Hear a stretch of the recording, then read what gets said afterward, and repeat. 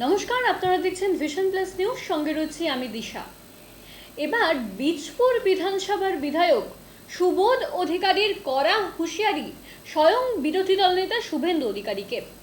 দিলেন 7 দিনের সময়, ক্ষমা না চাইলে মানহানির মামলা করার হুঁশিয়ারি স্বয়ং বিরোধী দল নেতা শুভেন্দু অধিকারীকে। তিনি জানালেন তার মাকে অপমানজনক কথা বলেছেন বিরোধী দল নেতা শুভেন্দু অধিকারী, আর তার জেরেই 7 দিনের টাইমলাইন দিলেন বিধায়ক নিজে।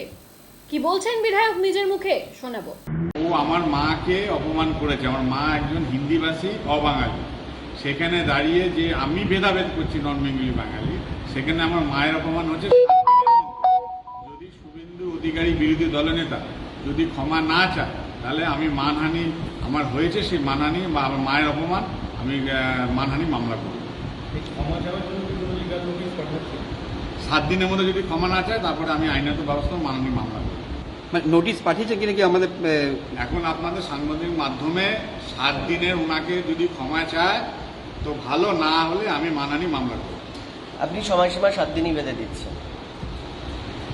দলের উচ্চতর নেতৃত্বকে জানিয়েছেন বিষয়টা? নিশ্চয়ই জানিয়েছি, তারা বলেছে নেতৃত্ব জানিয়েছে, কেননা আমাদের সেটা অপমান হচ্ছে। এমনি আপনারা জানেন কি সারা 2019-এর পর থেকে, যবে থেকে মাননীয় মুখ্যমন্ত্রী মমতা বন্দ্যোপাধ্যায় আমাকে তার টিকিট দিয়ে বিধায়ক করেছে, আমি এই এলাকার যত রকম সামাজিক কাজ হয়, কালকেও আপনারা দেখেছেন ছট পুজো আমরা প্রত্যেক বছর বিভিন্ন সামগ্রী আমরা দিয়ে থাকি। রামনবমী আমরা নিজেরা করি।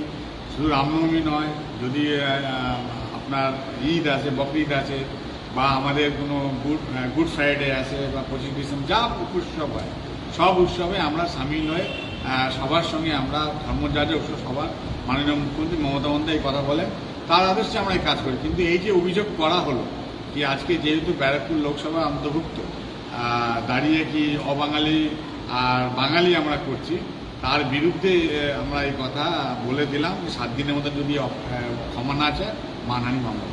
কোন ইস্যু পাচ্ছে না বলেই কি এই বাঙালি অবাঙালি উনি খেলা খেলছেন? ওদের কাছে আর কোনো অস্ত্র নেই। হিন্দু মুসলিম, আর এখন হিন্দু মুসলিমরা বুঝে গেছে, আপনারা দেখছেন অথবা সম্প্রদায়ের মানুষরা তার বিরুদ্ধে চলে গেছে। সব সম্প্রদায়ের মানুষ বুঝে গেছে কি এরা ডেভেলপমেন্ট আর উন্নয়নের কথা বলছে না, কি আজকে 15 লক্ষ টাকা কোথায় গেল, 2 কোটি চাকরি প্রত্যেক বছর দেওয়ার কথা কোথায় গেল, ডিজেল পেট্রোলের দাম কোথায় গেল, আজকে গরিব মানুষ তার মেয়েকে বিয়ে দেবে, সোনার দাম কোথায় গেল, সে সোনা কিনতে পারছে না, মেয়ের বিয়ে একটা গয়না দিতে পারছে না। এইসবে বিভ্রান্তি করার জন্য ব্যারাকপুর লোকসভার মধ্যে আপনারা জানেন কি ব্যারাকপুরের মানুষ এখানকার তার জবাব দিয়ে দিয়েছে। আমাদের মাননীয় সংসদ বাধ্যভূমিকে করেছে। এখানে ব্যারাকপুরে যে গুন্ডারাজ আপনারা দেখছেন, আর সেই গুন্ডারাজে বোম গুলি পিস্তলে আওয়াজ আপনারা শুনছেন না। আমাদের কি সুন্দর দুর্গাপুজো হয়েছে, এখানে রামনবমী হচ্ছে, আগামী দিন ছট পুজো হচ্ছে।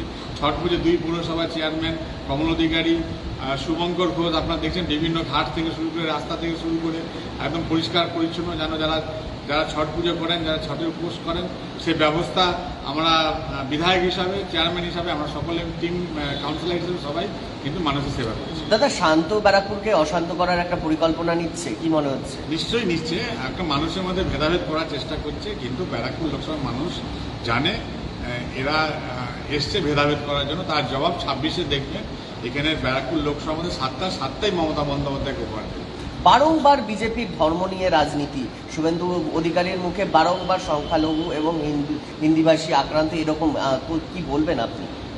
আমার তো কিছু বলার নেই, এটা শেষ কথা মানুষ বলবে। মানুষ এদের সবসময় জবাব দিয়েছে, 26-ও মানুষই জবাব দেবে, জবাব দিয়ে এদেরকে প্রত্যাখ্যান করবে বাংলা থেকে। হাইকোর্ট থেকে শুভেন্দুর রক্ষা কবচ তুলে নিয়েছে, সেটা কোর্টের মামলা। রক্ষা কবচ রাখবে না রক্ষা কবচ তুলে নেবে, সেটা কোর্টের মামলা, আইনের ব্যাপার। কিন্তু এখানে সাম্প্রতিক দাঙ্গা মানুষের মধ্যে ভেদাভেদ করার যে চেষ্টা করছে, সেটা বিফল হবে। প্রাক্তন বিধায়ক সুনীল সিংকে দেখা গেছিল শুভেন্দু অধিকারীর সঙ্গে দেখা করতে, তাকে পদ্ম ফুল দিয়েছেন শুভেন্দু অধিকারী প্রাক্তন বিধায়ক সুনীল সিংকে। এখন ও কেন দেখা করেছে, ও কেন পদ্ম ফুল দিয়েছে, সুনীল সিং বলতে পারবে আর ও শুভেন্দু বলতে পারবে। এটা তো আমার তো সুনীল সিংয়ের সঙ্গে কথা হয় না, না ও আমার আন্ডারে কোনো পলিটিক্স করে। দাদা, সুনীল সিং কোন দলে এখন রয়েছেন? উনি বলেন দাবি করেন তৃণমূলে রয়েছে সুনীল সিং। যদি দাবি করে তৃণমূলে, তাহলে তৃণমূলে আছে। দাদা, কোথাও কি আপনাকে ভয় পাচ্ছে বলে কি বারংবার মানে আপনার উপরে এটা মমতা বন্দ্যোপাধ্যায়কে ভয় পাচ্ছে, আমাদের নেতৃত্ব মমতা বন্দ্যোপাধ্যায়কে ভয় পাচ্ছে, আমাদের সেনাপতি অভিষেক বন্দ্যোপাধ্যায়কে ভয় পাচ্ছে।